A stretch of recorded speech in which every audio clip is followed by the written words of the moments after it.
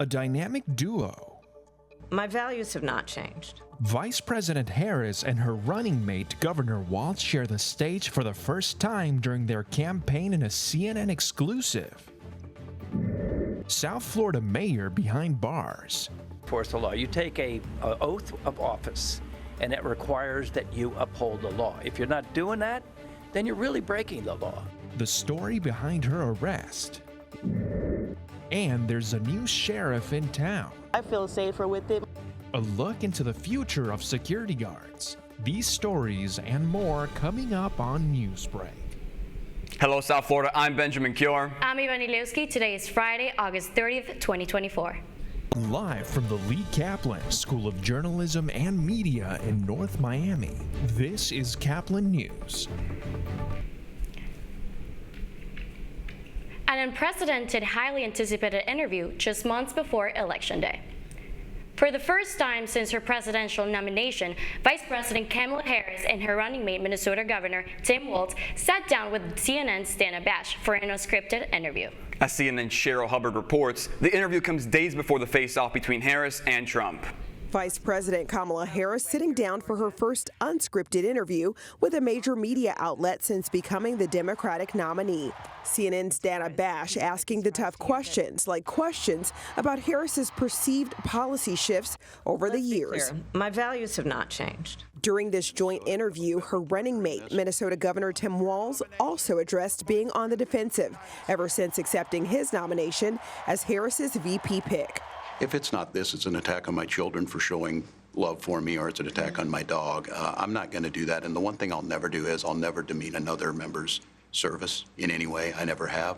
The sit-down allowing Harris to explain her position on key issues, notably her handling of immigration issues for which she's been criticized. I spent 2 terms as the Attorney General of California, prosecuting transnational criminal organizations, violations of American laws regarding the illegal passage of guns, drugs, and human beings across our border. The VP was asked about her opponent, Donald Trump, claiming she's only embracing her multiracial identity for political purposes. I didn't know she was black until a number of years ago when she happened to turn black. Same old tired playbook.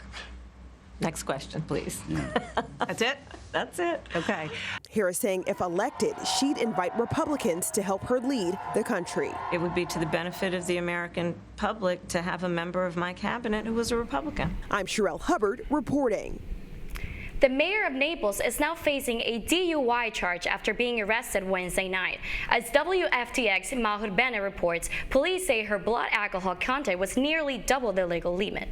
According to the police report, Mayor Heitman drove her car into this yard on 16th Avenue South late Wednesday night, but wasn't quite sure how she got there. The report says she had slurred speech, watery eyes, and told police someone cut her off at a nearby roundabout. The man who lives here told me Mayor Heitman followed his son home in her car and began arguing with them in front of the house. That's when he called 911. The Collier County Sheriff's Office says Heitman was booked and spent the night at the Naples Jail Center. Many people who live in the city heard the news first thing Thursday morning. Well, alcohol is a dangerous, evil thing sometimes. It makes you do things that you wish you had never done. According to the police report, officers asked Heitman if she followed the car that cut her off, but Heitman said she didn't, despite being in their driveway. Police say her blood alcohol level was above 0.15. So if she feels like she can just walk into somebody's driveway and start yelling, it's probably the booze talking. In a statement to Fox 4 News, Councilmember Bill Kramer said this was sad news for all the good people of Naples. Quote, "She's in my prayers, and this event does not define Teresa Heitman." The Naples Police Department confirmed Mayor Heitman was the only person in her car. Everybody's human. Even mayors are human. But if you enforce the law, that's integral to your job. You have to enforce the law. You take an oath of office, and it requires that you uphold the law. If you're not doing that, then you're really breaking the law. On Thursday morning, Mayor Heitman posted a $500 bond and left the Naples Jail Center. She's set to appear in court on September 19th. That was WFTX Mahur Bene reporting. Mayor Teresa Heitman won re-election in March of this year by 22 votes, a margin that forced a recount. A Florida judge has granted a $100,000 bond for the former deputy charged in the death of a black Air Force senior airman in May. Former Okaloosa deputy Eddie Duran was in court yesterday, facing manslaughter charges for fatally shooting 23-year-old Roger Fortson during a false domestic disturbance call. Duran was fired after the investigation found that his life was never in danger. If convicted, he faces up to 30 years in prison. A well-known black Trump supporter from Florida is taking a legal action against a Republican group after being called a slave. WBBH's Gina Tomlinson has more on the lawsuit. If you've been to Republican events in Lee County, there's probably a good chance you've seen Carl Baxter. Friends say he's always wearing a red hat and a smile. The well-known black Trump supporter now has a lawsuit in federal court against a right-wing political group for being called a slave. I don't know why he would go through this trouble if it wasn't true what he said. According to the lawsuit, Baxter was working for the political group Americans for Prosperity. 12 days into the job, Baxter complained to his supervisor he felt he wasn't being properly paid. It was during that phone call, Baxter claims she said, "You are working as a slave, but at least you are getting paid. Many slaves today do get paid. Many used to never get paid. Are you a slave?" The suit says minutes later he was fired. The president of the NAACP in Lee County tells me he's known Baxter for 10 years. He's offended by the allegations. He's not known as a reactionary type person, and I would venture to say that the lawsuit has merit. The lawsuit also claims Baxter was here at Oasis Restaurant in downtown Fort Myers when he turned down a $500 bribe from another member of Americans for Prosperity. Baxter claiming he was asked to provide dirt on Kid Coral Council member Patty Cummings. My husband used to make big donations to Americans for Prosperity. Elaine Green with the Lee County Republican Executive Committee says the organization is not what it used to be. We're the original people for open borders, Chamber of Commerce people, just everything opposite of what we want, less government, less intrusion. That was Gina Tomlinson from WBBH. The people mentioned in the lawsuit are not allowed to make any comments. 11 puppies' lives were claimed this morning after a fire erupted in a row house in Baltimore. The woman living there said she woke up to the smell of fire and within minutes lost nearly everything. The victim and 3 other pets survived. A firefighter rescued the ashes of the victim's son. The litter of 11 was 3 weeks old. Management at one shopping center coming up with a unique solution to taking on crime. The Broward Center in Kansas City, Missouri, has employed the use of 600-pound security robot named Marshall that patrols at the parking lot 24 hours a day, scanning license plates and pulling the IP addresses off of nearby devices. He has cameras in every direction and records. He's the only unit of its kind in public anywhere in the area. Amanda Belmer is a property manager who says she doubted people will like him, but the shoppers like the extra protection. I feel safer with it, most definitely, when I'm coming out from that gym late at night. Marshall charges itself at random intervals for 15 to 30 minutes at a time. If you want a robot like this, the cost is just about $300,000. The Marlins on the road and looking for a series split. That's still ahead, and so is the story. What does that say about their faith in Andre Bailey? He drops back, he looks right, and that's a pick. Booker T. Washington. Thursday night lights here in South Florida's most famous high school football field, but it was lightning that ended up the showstopper. Newsbreak will be back in 2 minutes.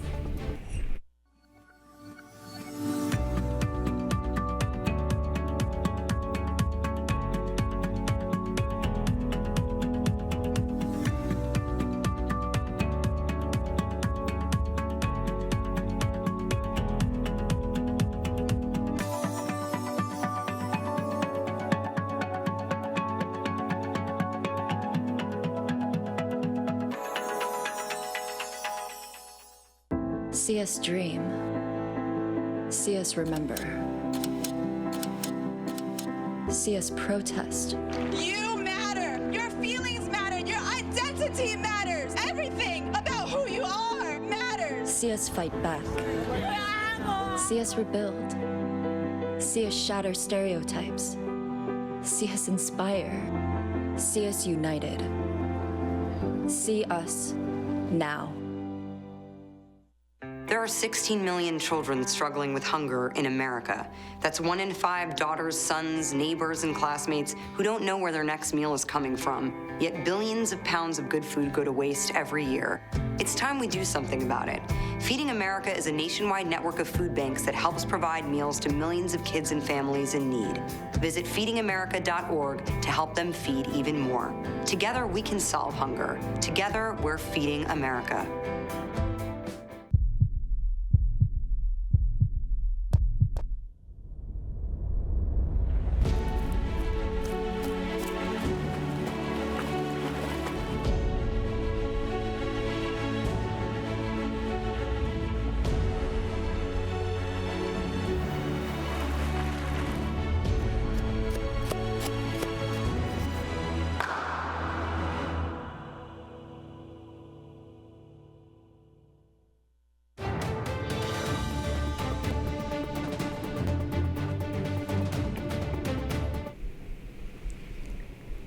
A South Florida showdown in the stadium known as the Mecca of high school football. Last night, the Palmetto Panthers faced off against the Booker T. Washington Tornadoes in a special high school edition of Thursday Night Football. I got to do the call for the 305 Plus network, and while it's only week 2, we might have already witnessed the play of the year. Take a listen. Run it out of the end zone. He's running it back down the sideline. Their faith in Andre Bailey. He drops back. He looks right, and that's a pick. Booker T. Washington makes the play. He's going to run it out of the end zone. He's running it back down the sideline. He's got to lay it here. He can be all the way. Nobody in front of him. He has made his way to the 30, to the 20, to the 10. Touchdown, Booker T. Washington. A 100-yard pick six to start the action. That is what Florida football is all about. How awesome was that? Following the 100-yard pick six by Ben Hanks III, Palmetto's Andre Bailey, their quarterback, responded late in the second quarter with a 40-yard touchdown pass to Kadir Battle to tie the game. Unfortunately, the Gridiron Showdown was ruled a no contest after several lightning delays. At the time, Palmetto led the contest 10-9. The Miami Marlins faced off against the Colorado Rockies in an exciting matchup. Derek Hill and Kyle Stowers powered the Marlins with homers, pushing them to a 6-2 lead.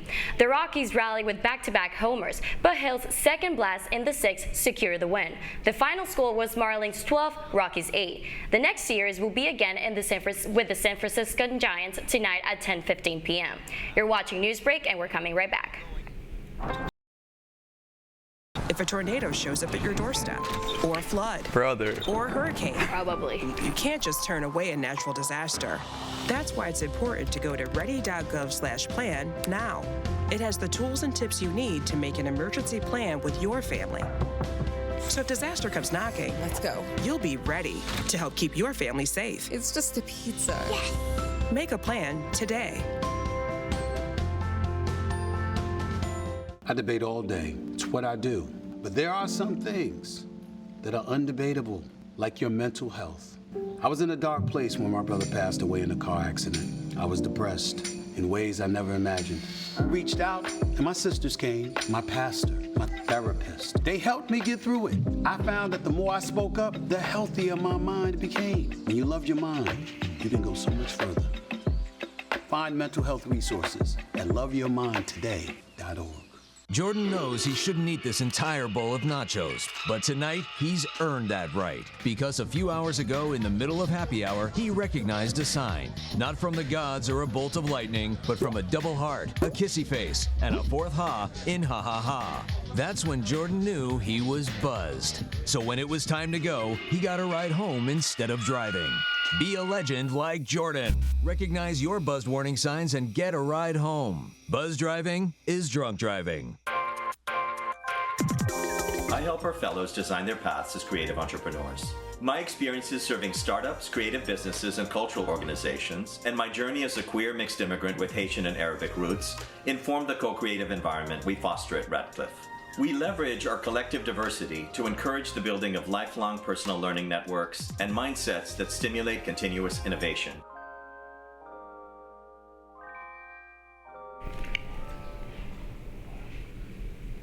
That's all the time we have for Newsbreak. I'm Benjamin Cure. I'm Ivan Ilewski. Today's show featured a live studio audience from Pinecrest North Prep.